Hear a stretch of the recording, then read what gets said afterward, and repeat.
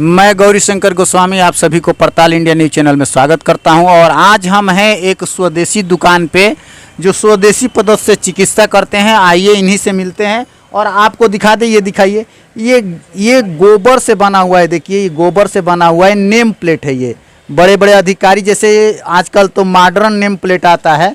और दूसरी बात आपको बता दें, ये नेम प्लेट है और ये गोबर से ही गणेश जी की मूर्ति बनी है। पहले हमारे यहाँ पूजा पाठों में आपको बता दें कि गणेश जी की मूर्ति गोबर से बनाई जाती थी। एक छोटा सा गाय का गोबर रख दिया जाता था और उस पर गणेश पूजा होता था। उसके बाद सारे वैदिक मंत्रों का पूजा होता था और सारे देवताओं को। और ये आप देख लीजिए, ये एक चीज़ बनी हुई है। ये एक लेटेस्ट चीज़ है कि गाय के गोबर से ईंट बनी है और ये ईंट बनी है तो घर भी बन रहा होगा। तो आइए लाजमी इन्हीं विषयों में बात करते हैं।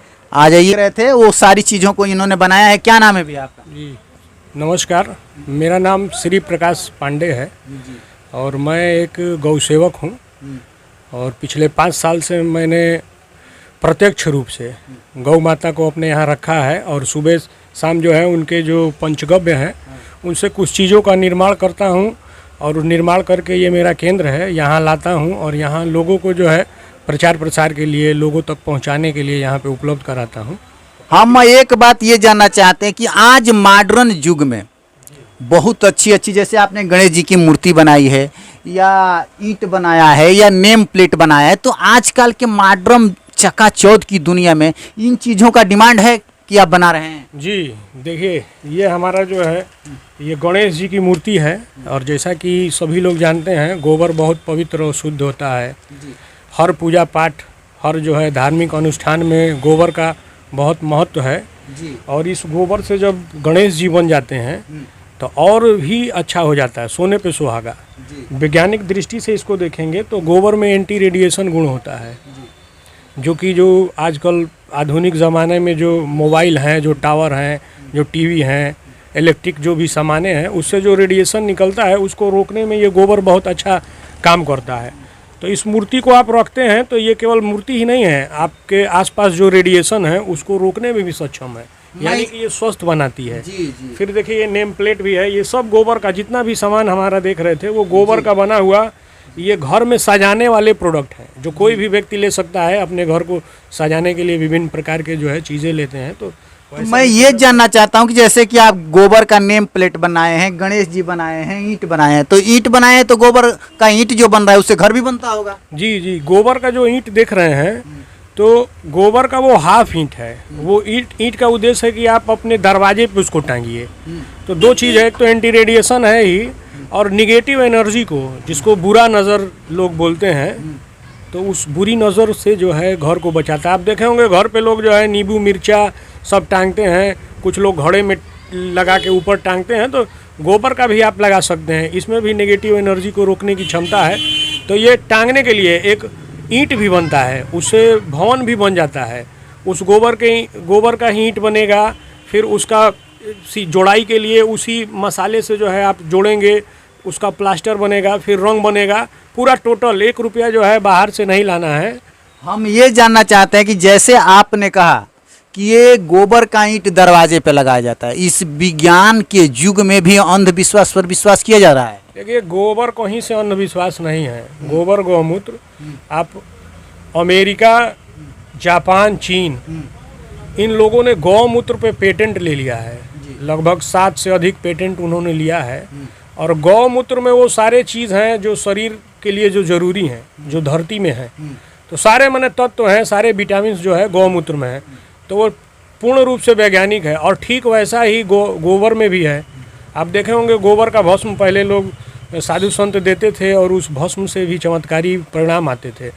तो वैसे नहीं, उसमें सारे तत्व हैं, कैल्शियम, आयरन, सारे विटामिन, सारे खनिज, जितने लवण हैं, वो सारे कुछ हैं जो आपके शरीर को चाहिए। तो ये जो गोबर है ये वैज्ञानिक दृष्टि से परिपूर्ण है। इसमें गोल्ड भी है, गोल्ड, सोना है। बताइए, स्वर्ण भस्म बिकते हैं बहुत महंगे महंगे, गरीब लोग तो ले ही नहीं पाएंगे। तो गोबर का भस्म लीजिए, उसमें स्वर्ण है, अच्छे मात्रा में है और पूरा प्रमाणिक है। ये लैब में टेस्ट होकर और उसमें से सोना की मात्रा निकला है। दूध में भी सोना है। और ये सब देसी गाय, जो भी बोल रहे हैं वो देसी गाय समझिए। जर्सी गायों के लिए मैं नहीं बोल रहा हूँ, और ना ही भैंस के लिए। जो भी गुण है वो देसी गाय के गोबर में है। हम आपको बता दें कि देसी गाय को भारत में और सनातन संस्कृति में गौ माता का उपाधि दिया गया है और सारे हिंदू लोग गाय को माता के समान पूजा करते हैं। इन्हीं गुणों के कारण गाय का गोबर में जो एंटी रेडिएशन की क्षमता है, गाय के जो दूध में क्षमता है, गाय के जो मूत्र में क्षमता है, गाय के संगत से भी लोगों ने बताया है कि कोई ऐसी बीमारी फैल रही थी, जो कौन सी ऐसी बीमारी थी जो गाय के संगत से खत्म हो जाती? ये गाय के बारे में बहुत बड़ा विज्ञान है और बहुत बड़ा विश्वास भी है और बोला जाता है कि गौ माता में सभी देवी देवताओं का वास है। चेचक एक बीमारी फैल रही है। चेचक, देखिए चेचक बीमारी या कोई भी महामारी तो गौ माता जो हमारी देसी गौ माता है उनके पास ऐसी एक क्षमता है, उनके चारों ओर एक जो है शक्ति का केंद्र उत्सर्जित करती हैं शक्ति, जिस एरिया में आने से सारे निगेटिव एनर्जी में उसमें आप इनको भी ले लीजिए जो वायरस हैं निगेटिव, जो भी निगेटिव हैं तो वो सारे चीज़ जो है समाप्त होते हैं। इनके जो गोबर गौमूत्र का तो आप गुण देख ही रहे हैं, एंटीबायोटिक है। तो अच्छा, हाँ ये तो हम देख लिए। आप एक बात बताइए कि आप हमारे दर्शकों से क्या कहेंगे, गाय के बारे में क्या कहना चाहेंगे? देखिए, सभी दर्शकों से मैं यही कहना चाहूँगा, सबसे पहले तो गाय कोई जानवर नहीं है, इस देश की जान है। वो कोई प्राणी भी नहीं है, इस देश की प्राण है। और गौ माता है तब ये धरती है। धरती पे जो भी संतुलन देख रहे हैं, जो कुछ चीज़ें देख रहे हैं, तो वो गौ माता से ही सारा कुछ है। यदि गौ माता नहीं बचती हैं या समाप्त होती हैं तो समझिए कि आने वाले समय में हम लोग कई तरह की जो समस्याएं हैं, अभी देख रहे हैं महामारियों का दौर चल रहा है, वैक्सीन निकलने के बाद भी महामारियां रुक नहीं रही हैं। तो ये सब जो प्राकृतिक असंतुलन है, जो बीमारी हैं, जो महामारियां हैं, इन सब का दौर चालू होगा। ऐसे में हम लोग का कर्तव्य है, सभी सनातन जो धर्म को मानने वाले हैं, तो कम से कम जैसे पहले सभी दरवाजे पर 1-2 गौ माता रहती ही थी। पहले धन माना जाता था, गोधन होने की आपका मूल्यांकन कितने धनवान हैं, इसकी तुलना आपके पास कितने गाय भैंस बैल पशुधन कितना है, उससे आकलन किया जाता था। जी। तो ठीक वही स्थिति हम लोग को लाना पड़ेगा और ये कोई कठिन नहीं है और सभी लोग प्रयास करेंगे, संकल्प लेंगे तो गौ माता को अपने यहाँ ला सकते हैं। तो मेरा यही आग्रह है कि आप सब लोग जो है गौ सेवा के क्षेत्र में आइए, गौ पालन के क्षेत्र में आइए और गौ पालकों का सहयोग। गाय हमारी देश की जान है, गाय माता है और सनातन संस्कृति में इसकी बहुत ही उपाधि लिखी गई है, ऋषि मुनियों ने इसका व्याख्यान किया है। तो एक बात समझिए, जो इन्होंने कहा उस बातों से सहमत भी हैं और बहुत सारे अन्य कंट्री माने दूसरे देशों ने गाय के मूत पे, गोबर पे अपना पेटेंट कराए हुए हैं, उनकी औषधियाँ बना रहे हैं। तो गाय हमारी प्राणी ही नहीं, एक हमारी जीवन धारा है और इस जीवन के मूल्यों से और जीवन की धाराओं में आदमी को एक दूसरे से जोड़ने का भी कार्य करती है। बहुत सारे रोगों में गौमूत्र काम करता है।